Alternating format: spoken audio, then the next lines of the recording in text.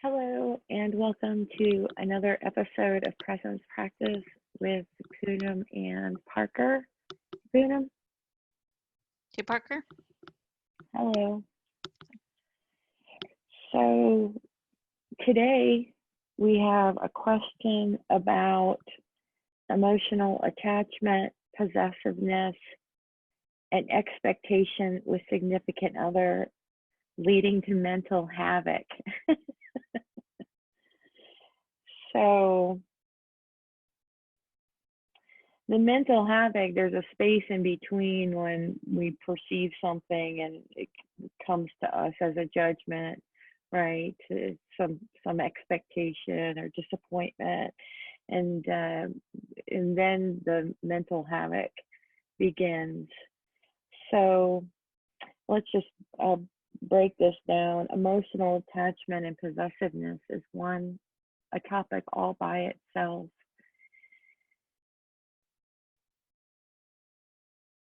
So jealousy, emotional attachment, possessiveness, having this singular human being that's going to make us happy and then disappoints us the next day. And we're introduced to all their patterns, and they're introduced to all our unconscious patterns too. And then begins the separation. Eckhart says that relationships today aren't here to make us happy, they're here to wake us up. I also have some other words that you're probably familiar with, but I'm going to read them because no one can say on this topic better than some of these teachers that have already done so. So Eckhart says, if in your relationship you experience both love and the opposite of love, attack, emotional violence, and so on, then it's likely that you are confusing ego attachment and addictive clinging with love. You cannot love your partner one moment and attack him or her the next. True love has no opposite. If your love has an opposite, then it's not love, but a strong ego need for a more complete and deeper sense of self, a need that the other person temporarily needs. It is the ego's substitute for salvation, and for a short time, it almost does feel like salvation. But there comes a point when your partner behaves in ways that fail to meet your needs, or rather those of your ego. The feelings of fear, pain, and lack that are an intrinsic part of egoic consciousness but have been covered up by the love relationship now resurface. Just as with every other addiction, you're on a high when the drug is available, but invariably there comes a time when the drug no longer works for you. When those painful feelings reappear, you feel them even more strongly than before. And what is more, you now perceive your partner as the cause of these feelings. This means that you project them outward and attack the other with all the savage violence that is part of your pain. This attack may awaken the partner's own pain, and he or she may counter your attack. At this point, the ego is still unconsciously hoping that its attack or its attempts at manipulation will be sufficient punishment to induce your partner to change their behavior.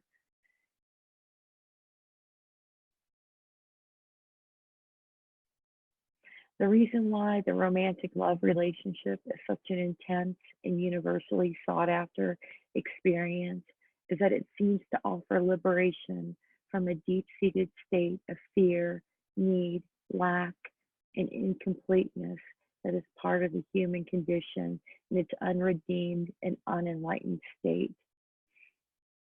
This is from The Power of Now, a guide to spiritual enlightenment.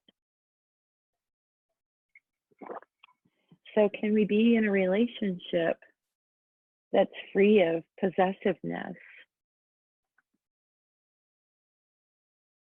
Can we be okay with the feelings of being ungrounded when you don't have a scripted, when you stop trying to stabilize the ever-changing nature of life and people and relationships and circumstances. And when Eckhart says that love resides in a much deeper state where your love is unchanging, it does not change. It doesn't lessen. It's not judging the other partner. It's not trying to hold the partner in place. It's not trying to make the relationship be anything more or less than what it is. And you celebrate that every single day. You can celebrate that every moment. And when you're in a place of celebration of every moment in your life, that includes the people that we're in relationship with. It's a different kind of love. It's not clinging. It doesn't want to get anything out of the other person. It's not in love with a body or with a personality trait or with a level of consciousness. It doesn't pull the fair card out. I have to say that I enjoy being single immensely, and I've not been very good at relationship. But I was pretty unconscious in my relationship, so I learned an awful lot about suffering, and I'm grateful to those people that were in these relationships that offered me these experiences. So there's a practical aspect to this question: expectations with the significant other. Well, expectations are the same in relationships as they are for situations and people. If you see the expectation, it means that you've crafted out a story of how it's going to go. And we don't know how it's going to go, even when we think we know. Even if we set our whole life up, if we think we know how it's going to be, that this person's going to come and love me forever and only me, it'll always feel like they're valuing me and putting me first, that they're going to try their best. We learn so much in these relationships.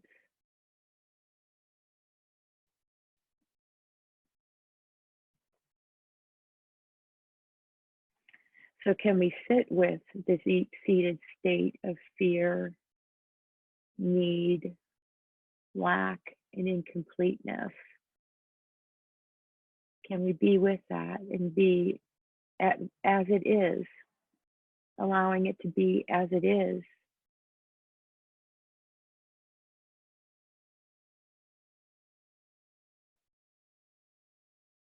And not to seek to fulfill these things outside of ourselves.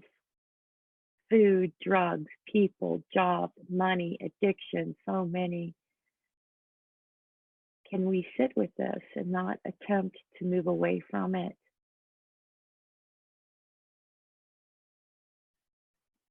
And then we become more in alignment.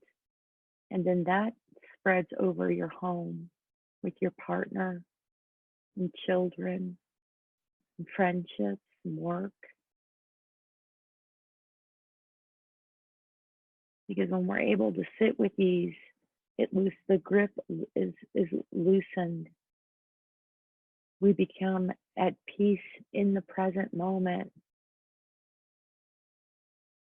Krishnamurti, which is a teacher of Eckhart and mine as well, talks about the ego in very stark terms, and he talks about violence. He talks about our definitions of love. And it's a Freedom from the Known. Here it is, this book right here. It's a wonderful book. And if you are wanting to see more of what our own patterns look like, that's a wonderful book to read. It's not really a cover-to-cover book, but it's a meditation.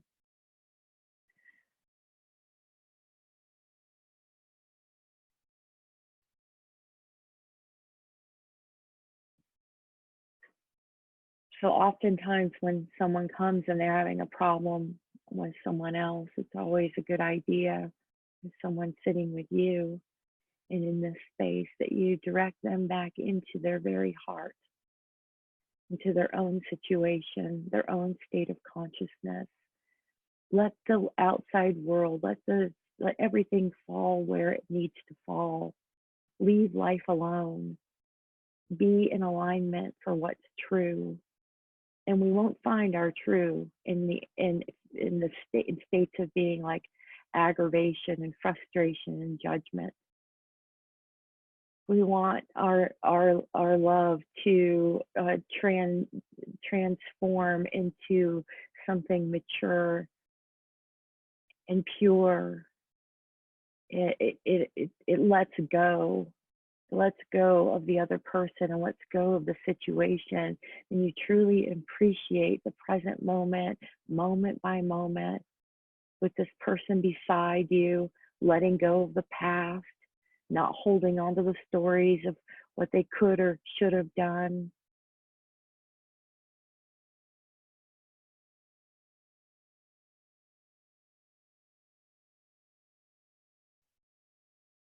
And sometimes it's time to let it go. And when we let it go from a clean place, from a place of peacefulness and stillness and presence. You gather all that neediness, all that getting, clinging, attachment stuff, and we bring all that energy back into our body and let the past, the moment by moment, die again and again and again. And there are people that can sit by a beautiful home on the beach, overlooking mountains and a turquoise ocean floor, and their neighbors' beautiful homes, not too close and not too far away, and beautiful art on the walls. And after a while, they will stop noticing it. They can't see it. You'll go and visit them and you'll be, wow, look at this beautiful landscape and home and that you're living in. And you could see that they've stopped seeing it. And the same is true in these relationships. So you can fake what that might look like, but that's not going to last for very long. Act like you're appreciating it, but that's not very long. The only true and flowing expression is gratitude, moment by moment, in the present moment. And that spaciousness, like any other energy field, will invite someone in.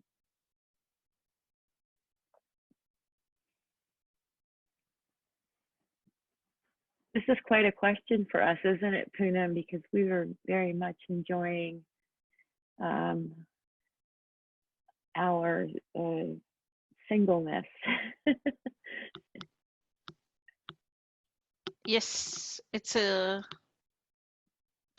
difficult question to answer, but it does have some general principles that Eckhart would probably apply. One of them being impermanence of form, right? He states over and over again, he talks about that garden that he went in Malibu in New Earth, where he saw a sign that said, all structures are unstable. Yeah. So to think that this form that is the partner is permanent and for the rest of my life, I'm going to have this partner is an inaccurate statement. The world of form is going to be destroyed. So we don't know when, and what I have noticed is a lot of people that get attached to something, identified with something, right? My car, and then they're polishing the car and taking such good care of the car. A few months later or years later, that car is the one that gets totaled in an accident, right? Mm-hmm. The same thing with children. The children either move away or suddenly there's a loss of the son or daughter. It's like the impermanence of form is shown to us. It's like almost like the law of gravity, that they're all forms are impermanent. If we get attached, and that's the identification that Eckhart is teaching us, don't get live with the world of form with a certain amount of detachment. Live with this partner with a certain amount of detachment, because that form can be taken away, just like a house can be taken away. um, where the city that you live in may be taken away. Maybe you lose your job and you're offered a job in another city. So don't get attached, that identification. And when I see the word possessiveness, it shows that identification, r- right? Yeah. The clinginess, and that's why you use the word clinginess. And the definition of Eckhart's ego, what the most profound statement he's made is, the ego always is in this wanting, adding on. What can I identify with and make it mine, right? And Oh, yeah. so my house, my child, my mother, my father, my uncle, my sister, my brother, my me, my mine, right? I, me, mine, are all identifications. The more we have some cushion against that identification, the more the potential is we're not going to lose it. And that person is showing you, your partner, if they're going away from you, if they're pulling away from you, they're showing that you're being possessive, that you want them in your life every minute of the day. You want to know, you're texting, there's so many people that say, my boyfriend or girlfriend texts me every 5 minutes to figure out where I am. And they have to call the boyfriend, or some of it can be compassion, that you let your husband or wife know that, hey, I'm running late, I'm still stuck at work, or hey, I'm running late, I'm stuck in traffic. But there's another kind of possessiveness, that every 5 minutes you're calling them and asking them, where are they, right? Yes. Then that So the, is yes, yes. that is the clinginess. And then the Hmm. expectations. Don't have expectations. And the chapter, I think, that you read the passage from, he's written Hmm. a chapter in The Power of Now called Enlightened Relationships, that talks about how you use your relationship to grow spiritually, right? Use their signals to learn, what is the spiritual lesson this partner is teaching me. And it's not just partner. I feel it's any kind of relationship, whether it's a friend, a coworker, a mother, father, if it is a sister, brother, or this partner. If that partner is pulling away, be okay. Say, my love, I'm so present, so much aligned with my inner beingness, that I'm okay with that partner going away and having a good time in the evening, or going away for the weekend, or I'm okay with the separation, right? No clinginess, that no, every second I need to know, and that partner needs to be with me, right? And then the expectations, why have expectations? Just be a field of consciousness. When that partner is in front of you, spend time with them. When they're not, then they are where they are, and you be with whoever you are with, be a field of consciousness with the person that you are with at that moment, right? Don't Yes. have that clinginess of, they have to be with me every minute, or they have to do a certain thing.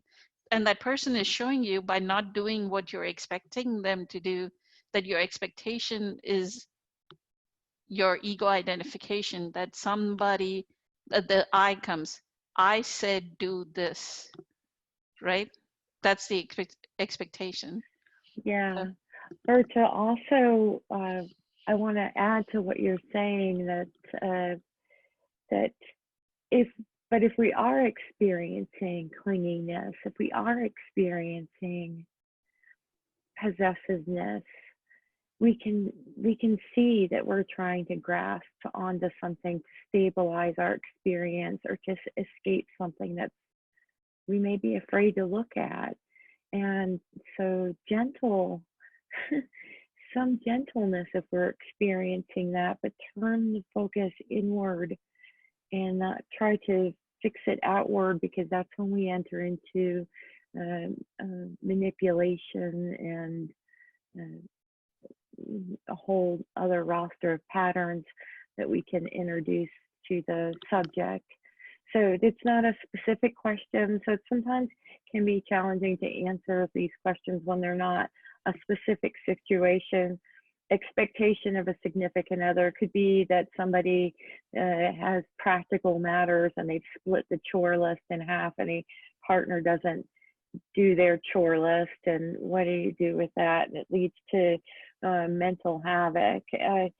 Yeah, well, the expectation started with the expectation that it was going to be fair, and who's to know what choices? When someone say, "What should I do in a situation?" It's not. I'm not experiencing the situation. This is even though there may be very many similar situations, and there's the human, we share in this human pattern of all of these ways of being, all these behaviors. They seem to be very similar. Each situation is its own situation, and so I point inward at and be true to what we see, and compassionate, and stick with the facts, which are always neutral of any situation, whether it involves you or another person. The facts and not the story. So and then sorry, Parker. I feel the mental havoc is our ego coming in self-repair. Like they didn't meet our expectation. Now the ego is coming in self-repair and causing what we call the mental havoc, right? well, it also makes it so it can go like this. This is a for instance that I would have had when I was in a relationship doing quite poorly. I do understand where I was at, but it might go like this. This person, I'm going to pull anything out, just make something up. This person just brought my car back. I let them use it. They didn't put any gas in it. In the morning, I need to go to the office. Now I need to spend extra time to go put the gas in the car. This is very unfair. And I might sit with that unfairness for a while. I mean, a while. And now I'm manifesting where I'm doing the silent. I'm giving them the silent treatment, which is silent treatment, which is violent, right? It's a violent thing to do. So now here I am in the silent treatment. I'm ruminating about the unfairness. Now I'm thinking about other unfair things that they do, and now they're just an unfair person. Right? And now I've put myself in a turmoil because now I feel like I need to do something about it, but the flow of my life is not taking me in that direction, and now I'm having even more conflict, right? So now I'm getting in my car the next morning, I go put the gas in the car, go to work, and it never occurred to me that all that was going to happen, and it could have been done quietly without all this turmoil and judgment and separation and violence, really, right? We tell ourselves these stories, and it doesn't lead at all to growing the myself or the other person. This is the state of insanity. This is our deeply rooted unconsciousness. It was for me, right? And now I'm in mental havoc. How well am I going to perform and respond to people now when I get to my workplace, now that I've got this? And I could tell someone else that's equally unconscious about my story, and they'll understand why I'm in this mental havoc and inflame it even more, right? So what the kind of love that we are offering this world and the people closest to us are going to sense your overall consciousness. They're going to know it, is how much you're able to give yourself and how authentic you can be with yourself, So it's not just about coddling yourself. That's an immature kind of love. It's about a willingness to see all these patterns of wanting to possess or attach or cling and hold and make something in a person or a situation exactly what we want it to be. And that's usually based on all kinds of other beliefs and things that we have left unexamined. So yeah, I can definitely feel like mental havoc. So if we're able to give ourselves that mature and kind, the liberating present moment, see it, you can see it, be grateful for what we see. It keeps us grounded, and it allows other people to have their unconsciousness. And if it's time for us to go, we get up and go from a place of total clarity and presence, without any stories whatsoever about them, about the situation, about the future, about the past, about what we want. We drop all of it. So solidarity on the journey. Everybody, I'm right here with you, present moment, my present moment. And I know so is Poonam. And thank you for your wisdom, Poonam, on this topic. Thank you for your wisdom.